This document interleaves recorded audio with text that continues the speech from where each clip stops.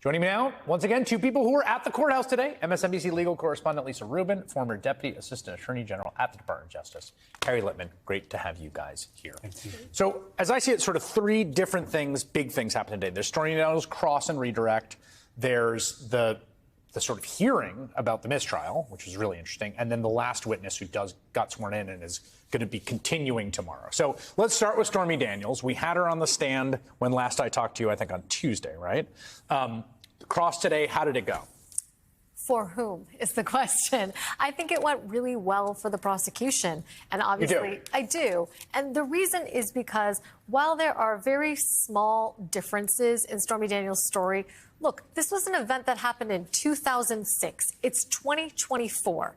The fact that Susan Necheles literally went on, I just counted, for 7 pages about whether Stormy Daniels was consistent or not about saying whether or not they had dinner is really beside the point. They were nibbling at the margins and at the same time increasingly making her more sympathetic by attacking her for things that were either socially regressive or the same sort of things that their own client does. For example, as you said in the opening, selling himself. Stormy Daniels was selling merchandise. Donald Trump sells merchandise all the time. In addition to his NFTs and shreds of his suits, he's selling gold sneakers. He's selling Bibles. Stormy Daniels sells a T-shirt that says Team Stormy on it, and they ask her, well, what does that mean? That means anybody who hates Donald Trump, doesn't it? She said, no, it means anybody who basically is on my side.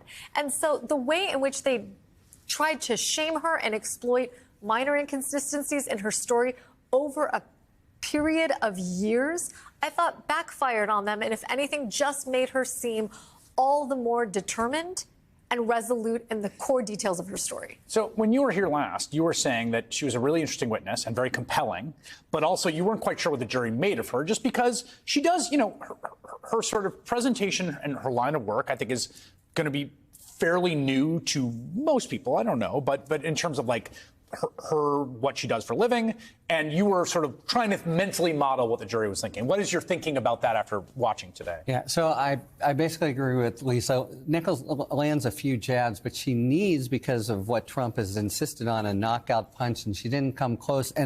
But also, just as a matter of technique, she did a lot. You showed a couple of them of questions that, well, isn't it a fact? And Daniels coolly said, no, false, etc. So that stopped her in her tracks. And then this misstep of basically suggesting, well, if you work in adult films, you couldn't possibly be cowed by a 60-year-old billionaire, looming over you. I think that really was a false note that was offensive. And in general, I got to say, I thought cross-examination, you must control. You want the jury looking at you. If anything, Stormy was controlling the dynamic in the room, and you could actually see it from whom the jury was looking at. She parried her effectively. Right, then there were sidebars. They should be the wall that you're hitting the ball They're against, just like, right? yes, yes, boom, yes. boom, boom. And you have it. Yeah. You're controlling where the ball goes. And you're controlling the pace and the rhythm and the cadence, yeah. And I agree with Harry. She was not only a controlling witness, but she was the rare witness who's better on cross-examination than she was on direct. Because on direct, she meandered. She had her own objective. She wanted to tell her lived truth, which doesn't fit neatly into Merchan's rules. But here she has something to push against. Correct. I want to that point you made, because I do. You said earlier today when we played you, I thought that the nuts and sluts defense, which is a reference to a famous line by David Brock, just so people know, when he was attacking Anita Hill. It was called The Real Anita Hill, and it was an attempt to be like this woman when she came forward with her allegations against Clarence Thomas. This woman cannot be trusted, and he famously wrote a line, a little bit nutty and a little bit slutty. That was how he described her. So just to put the context for that, because we played in the intro. So here is Necheles about talking to Stormy Daniels. I want to get your reaction to this moment because it jumped out to me. You've acted and had sex in over 200 porn movies, right? 150-ish, yes. And there are naked men and naked women having sex, including yourself in those movies, right? But according to you, seeing a man sitting on a bed in a T-shirt and boxer shorts was so upsetting. You got lightheaded. Blood left your hand and feet, and you almost fainted, right? Stormy. Yes, when you are not expecting a man twice your age to be in their underwear. I've seen my husband naked almost every day. If I came out of the bathroom and it was not my husband, it was Mr. Trump on the bed, I would probably have the same reaction. I was like, well, that's pretty well said. And what did you think of this line of inquiry, which is, you're a porn star, how could you be upset a man's trying to have sex with you?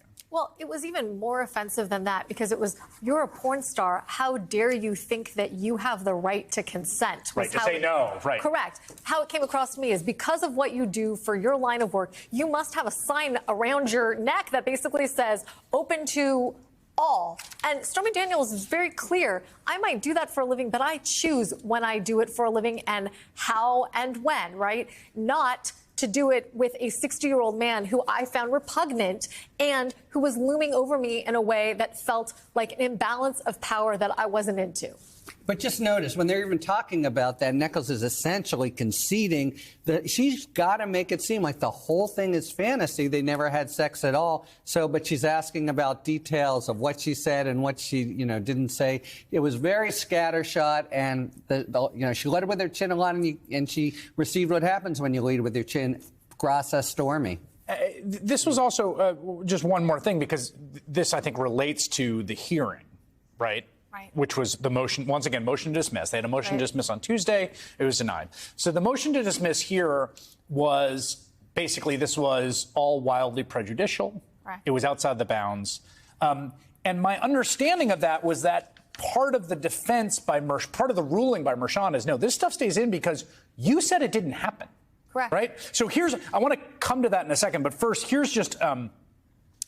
this, I think, is from the first day, but just to the line of questioning, which is you made it up. This was your career of over 20 years, writing, acting, directing sex films, right? Yes. So you have a lot of experience in making phony stories about sex appear to be real, right? Wow, that's not how I would put it. The sex in the films, it's very much real, just like what happened to me in that room. Necklace, all right. But you're making fictionalized stories about sex. You write these stories. Stormy Daniels, no, the sex is real. The character names might be different. The sex is very real. That's why it's pornography. Right. Which I thought was such a funny line. Yeah. But can I tell you what's not funny about that? First of all, that happened today. And Right. the room Oh, that was did like, happen today. Okay. The So room was like still. What I got out of that is the phrase, what happened to me. She allowed her, again, to control the narrative and make it about, this is something traumatic that happened to me, not this thing that I Right. participated in willingly. I thought that was really impactful. And just the turn of phrase there, To me. just like what happened to me in that room.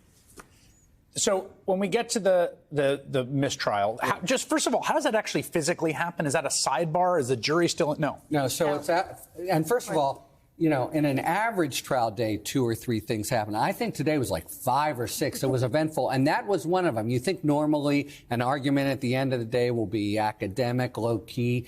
Mershon eviscerated them, both Blanche and Necklace, and I think that's why Trump was so upset. But the jury left, and they had, an hour. Stop right there. Okay. It's a perfect place. Why don't you stick around? We're going to talk about what happened when Judge Mershon eviscerated them at that hearing right after this break. Don't go anywhere.